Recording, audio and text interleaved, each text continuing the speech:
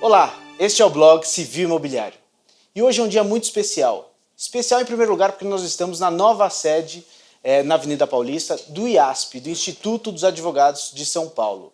E ao meu lado hoje eu tenho um grande entrevistado, uma pessoa fantástica, a maior autoridade em direito locatício, certamente, um grande civilista brasileiro, professor Silvio Capanema. Professor Silvio, muito obrigado pela sua presença aqui no nosso blog. Eu que agradeço, inclusive, a apresentação generosa, que aumenta muito a minha responsabilidade. Professor Silvio, como todos nós sabemos, grande nome no direito imobiliário, fez recentemente uma palestra no Instituto e que fez uma abordagem histórica maravilhosa a respeito da evolução dos condomínios. E é justamente isso que eu proponho a discutir com ele. Professor Silvio, nós vivíamos, São Paulo, Rio de Janeiro, as grandes hoje metrópoles não tiveram, naturalmente, tiveram uma evolução tremenda. Como é que foi essa migração das pessoas que saíram do campo às cidades? O direito também, ele conseguiu a mesma evolução legislativa? Conte-nos um pouco a história do direito condominial no Brasil. Bom, todos nós sabemos que um dos milenares princípios fundamentais da propriedade é a da sua exclusividade. Os romanos, com a sua sabedoria, diziam que se uma coisa pertence a um, não pode pertencer a outro. Diziam também que a propriedade de um sobre uma coisa exclui a de outro, porque eles sabiam que é da natureza humana repelir a ideia de repartir ou dividir o que nos pertence. Mas é evidente que esse princípio não podia ser absoluto, é apenas um princípio geral, porque há situações, inclusive determinadas por lei e não apenas pela vontade das partes, em que se torna até necessário que pessoas diferentes exerçam o domínio conjuntamente sobre a mesma coisa. O Código de 1916 disciplinou duas espécies de condomínio. O condomínio legal, que é aquele que resulta da lei, que é o que se estabelece sobre as árvores limítrofes, as paredes e muros divisórios, e o condomínio voluntário, que é aquele em que a coisa pertence toda ela aos condôminos, que não tem nenhuma parte exclusiva. Eles têm, cada um, uma fração ideal, um quinhão dessa coisa comum. E há regras próprias para esse condomínio. Por exemplo, se um dos condôminos quiser se retirar do condomínio, ele tem um direito absoluto de assim proceder. Pode, inclusive, pedir judicialmente a extinção do condomínio ou a divisão do condomínio se os demais se opuserem. Há também o direito de preferência. Se um dos condôminos quiser alienar onerosamente o seu quinhão, terá que oferecê-lo aos demais. E esses dois condomínios vigoraram no Brasil a partir de 1916 até razoavelmente bem a década de 30. Certo. E por que na década de 30? Porque foi o momento que alçou Getúlio Vargas ao governo, vindo dos Pampas, com a Revolução de 1930. E essa revolução, que talvez seja a grande revolução brasileira, porque ela não se limitou a mudar um governo, ela mudou uma filosofia de Estado, de governo. Então, ele começou o processo de industrialização do Brasil, que até então era essencialmente agrário. Por incrível que possa parecer hoje, 80% da população brasileira era rural. Só 20% habitava nas cidades.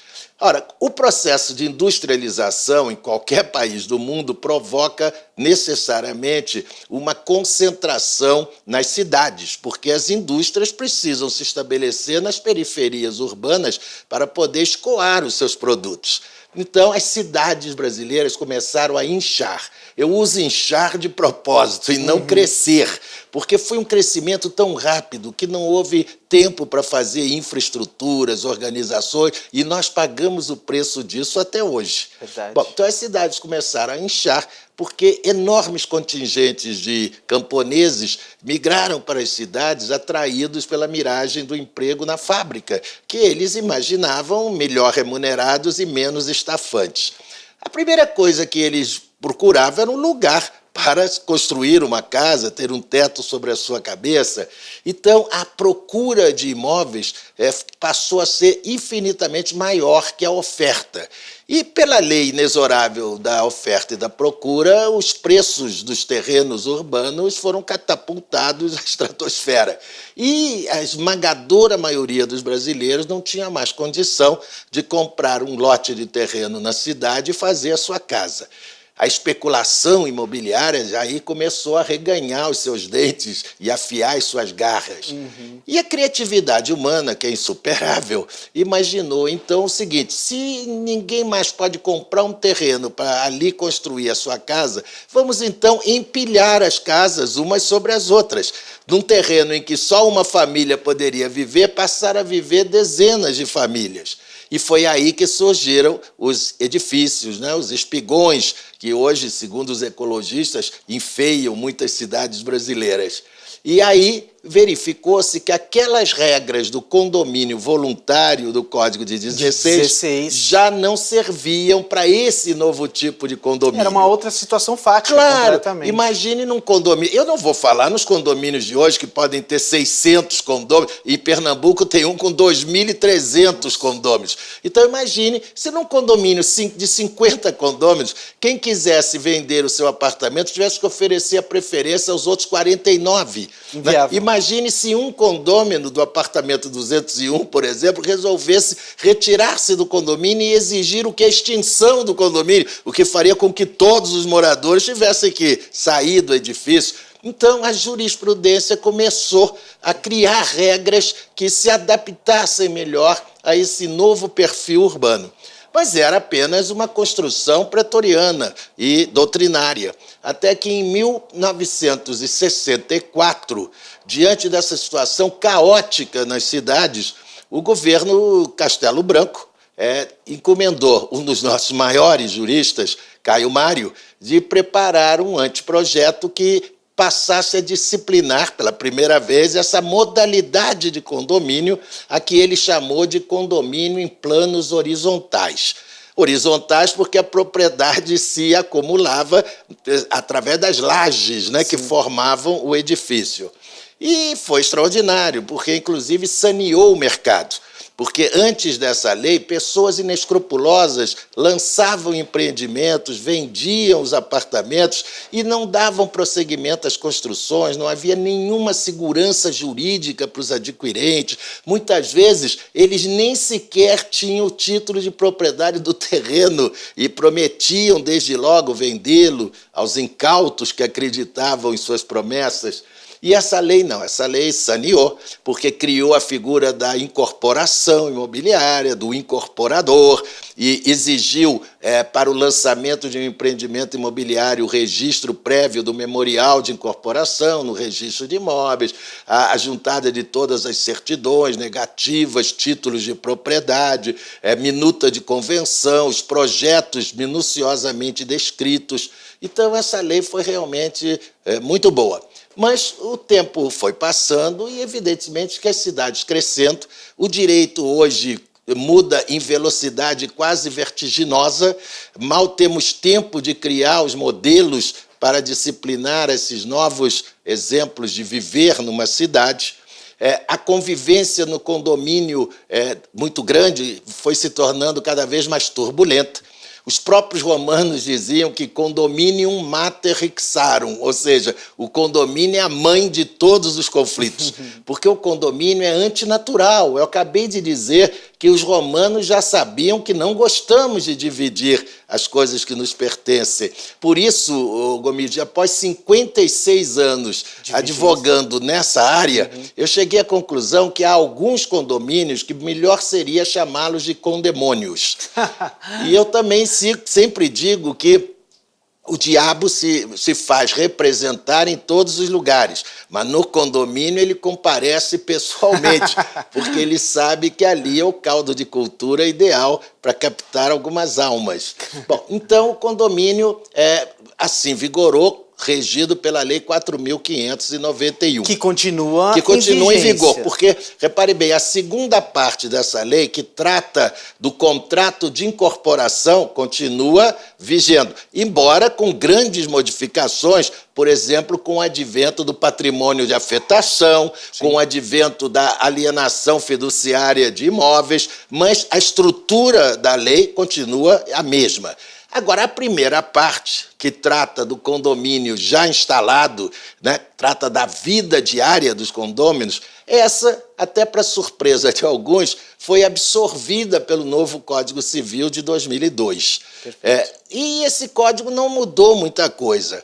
Até a mudança talvez maior, eu não achei muito feliz, porque o código mudou a denominação dessa modalidade de condomínio para condomínio edilício. Sim. É uma palavra que eu diria que 99% dos brasileiros que são leigos em direito nunca ouviram falar e não têm a menor ideia do que seja edilício.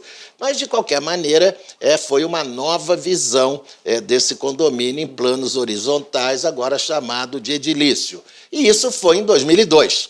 Mas acontece que o tempo continuou correndo. As cidades continuam crescendo. Esses condomínios cada vez mais ocupam espaços nas cidades e cada vez mais crescem verticalmente e até, às vezes, horizontalmente. Nós já temos hoje condomínios de casas, só de casas.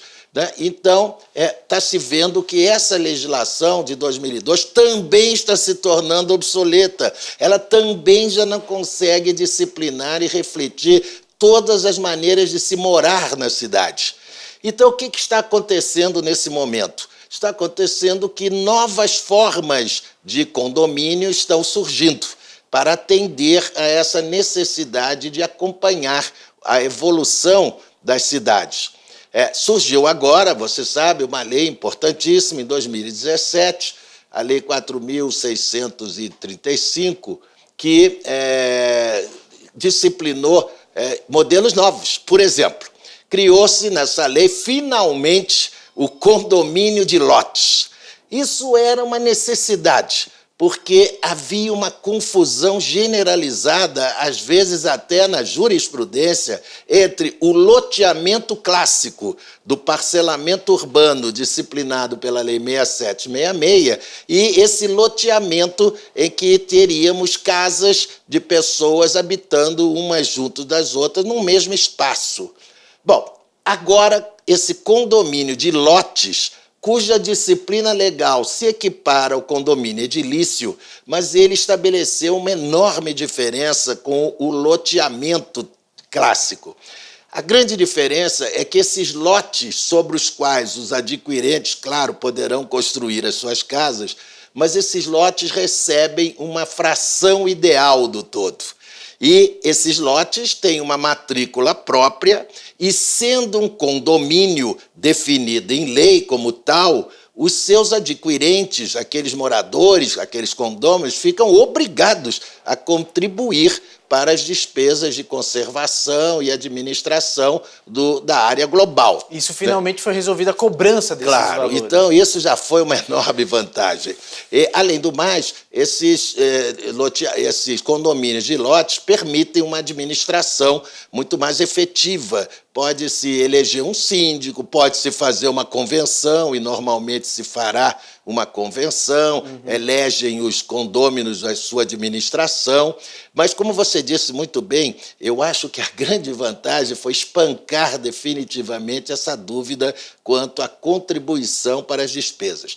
Mas eliminou-se o loteamento clássico? Não, claro que não. O loteamento clássico da Lei 6766 continua em plena vigência. Mas qual é o grande problema do loteamento clássico? É a questão da contribuição para as despesas comuns. Não se pode cobrar cota condominial, porque condomínio não é. Porque nesses loteamentos não há coisas comuns e não há fração ideal. Só haverá condomínio com fração ideal para cada unidade. E esses lotes não recebem uma fração ideal. os seus habitantes começaram a imaginar como resolver isso, porque o Estado não consegue fornecer a esses moradores segurança, limpeza, e esses moradores acabam tendo que contratar particularmente esses serviços, que têm um custo. E não pode chamar de taxa condominial, porque não é condomínio. Porque não é condomínio. E forma-se o quê? Aí a ideia foi criar associações de moradores. Mas a associação, o grande problema é que justamente você não pode obrigar, Claro, como você bem explicou. exatamente. Então, ontem. como há um preceito constitucional, segundo o qual não se pode compelir ninguém a se associar, como também não se pode compelir ninguém a não deixar de se associar, então, quando essas associações distribuíram os boletos de divisão, apareceu lá um e disse: eu não vou contribuir porque eu não sou obrigado a participar da associação e não tenho nenhuma obrigação de contribuir. Mas aí parece uma forma de enriquecimento injustificado, claro. né? Então, eu, inclusive, quando estive desembargador durante 15 anos, para grande orgulho meu, representando o 5º Constitucional da Advocacia, eu tive a oportunidade de decidir 2 apelações em que eu saí por uma espécie de tangente, sustentando que era possível cobrar essas despesas de todos os moradores, associados ou não, em nome do princípio da vedação do enriquecimento sem causa. Ótimo. Porque a associação não pode dizer ao ladrão: pode roubar essa casa porque ele não é associado, porque daquela casa o ladrão passa para outra de associado. Sim. Você não pode dizer ao servente daquele local: não varra as folhas da casa daqui, porque esse não é associado. O vento vai levar as folhas para frente da casa dos associados. Então, isso até hoje é um problema sério. E o que é pior, o ministro Marco Aurélio, numa liminar que, na minha opinião, foi mal interpretada, ele disse o óbvio, que não se pode obrigar ninguém a se associar e, consequentemente, a associação não pode cobrar de não associados qualquer contribuição. Só que isso foi mal interpretado e muitos desses loteamentos, muitos dos seus moradores pararam de pagar as contribuições que vinham fazendo. E isso está causando problemas dramáticos em alguns loteamentos. Eu mesmo tenho um amigo, o meu sócio de escritório, que mora num desses loteamentos com 600 casas, e depois que a imprensa divulgou a liminar do ministro Marco Aurélio, já 300 pararam de pagar. E está ficando inviável morar lá. Já tiveram que dispensar a segurança e assim por diante. A lei, portanto, resolveu esse problema. Exatamente. Então, mas não acabaram com os loteamentos. Sim. Eu acho que os moradores desses locais vão ter que perceber isso e começar a entender que também deverão fazer essa associação e todos se filiarem a ela. Inclusive, nessa própria lei, há um dispositivo que diz que, mesmo nos loteamentos clássicos, os moradores terão que se normatizar para criar, então, regras de convivência. E uma delas é dividir por todos as despesas de conservação e administração. Então, isso é o que nós temos a dizer sobre o condomínio de lote. Muito bom, professor. Agradeço muito essa parte introdutória e me parece que não se esgota a discussão, Não. porque, na realidade, outras formas de condomínio também... Surgiu agora outra coisa extraordinária, o direito real de laje. Isso é uma coisa absolutamente nova, né? Essa lei permite, então, que o proprietário de uma construção base ceda a superfície e o subsolo para constituírem unidades autônomas. Então, o titular da laje passa a ter um direito real de laje. Ele não terá uma fração ideal, mas é uma unidade autônoma. E o que é mais importante, essa lei permite sobrelajes, é o sistema da sobrelevação, em que, até um ponto que não afete, é claro, a segurança da construção base ou afenda as regras urbanísticas. Mas poderão, então, surgir lajes sucessivas, com direito real. Essa lei criou, inclusive, o direito de preferência entre os titulares de laje. Se um deles resolver vender a sua laje, terá que oferecer a preferência ao titular da construção base. E se ele não quiser, terá que oferecer aos outros titulares de lajes. Em suma, essa lei criou toda uma nova imagem que pode também revolucionar o perfil urbano, principalmente nas chamadas comunidades carentes, Claro. em que é muito comum que, por exemplo, o casal que vive na sua Constrói nos base. pais. Isso. Nasce mais um filho, resolve se casar, então aí vamos botar mais um puxadinho em cima. Quer dizer, na minha cidade, do Rio de Janeiro, se você for a alguma dessas comunidades, como a Rocinha, você fica admirado que há quase que já edifícios com 4, 5 andares, né? Às vezes de uma mesma família. Então, isso que não tinha nenhuma normatização, passa a ser hoje uma forma de condomínio. Quer dizer, aquilo vai ser um condomínio entre a construção base e as lajes. E, Gomide, nós temos também nessa lei o chamado condomínio urbano simples. E, finalmente, estamos chegando, depois de uma árdua batalha, à multipropriedade. Multipropriedade, que é um capítulo que eu quero falar à parte com o senhor, porque é um tema muito interessante. Professor Silvio, muitíssimo obrigado pela sua belíssima exposição, toda a evolução histórica, até agora com a Lei 13.465, que fez alteração na 4.591. Isso, exatamente. Muitíssimo obrigado pela sua entrevista. Eu que agradeço é sempre um prazer tê-lo aqui. É Muito recíproco. Obrigado.